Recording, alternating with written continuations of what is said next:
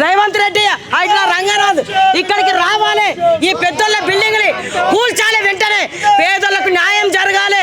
పేదోళ్ళకు అమ్మిందే పెద్దోళ్ళు కనుక పెద్దోళ్ళ ఇల్లు కూలినా ఏం కాదు, పేదోళ్ళకు అన్యాయం జరిగితే వాళ్ళ కడుపు మంట నీకు తలుగుతుంది, నీ గవర్నమెంట్ కుప్పగూలుతుంది. బిడ్డ జాగ్రత్త, పేద ప్రజలు గర్భిణీ స్త్రీలు ఉన్న ఎంత అవస్థలు పడుతారో వాళ్ళ గోస నీకు ముడుతుంది. ఆడపిల్లలు అంటే ఆదిశక్తులు, ఆడపిల్లతో పెట్టుకున్నవాడు ఎవడూ బాగుపడడు.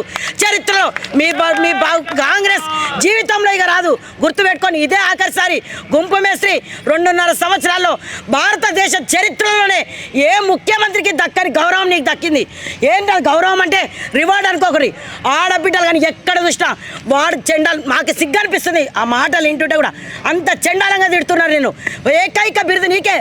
భారతదేశంలో ఉన్న 29 రాష్ట్రాలకి ఒక్క ముఖ్యమంత్రి రేవంత్ రెడ్డికి ఇన్ని తిట్లు పడి అంటే ఒక్కసారి జర ఆలోచన చేయండి.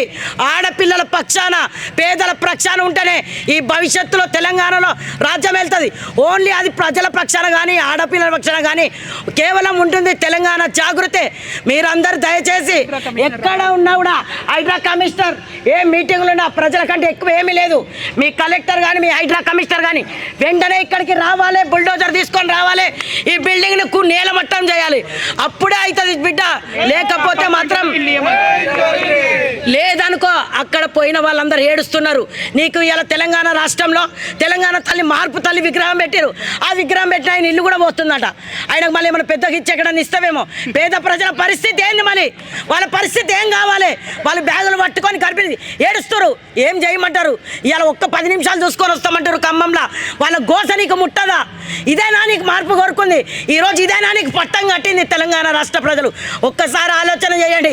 పేదల పక్షాన ఏ ప్రభుత్వం ఉంటుందో ఆ ప్రభుత్వానికి తెలంగాణ ప్రజలు పట్టం కట్టాలి.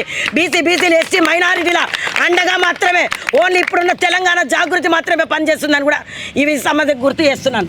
Thank you.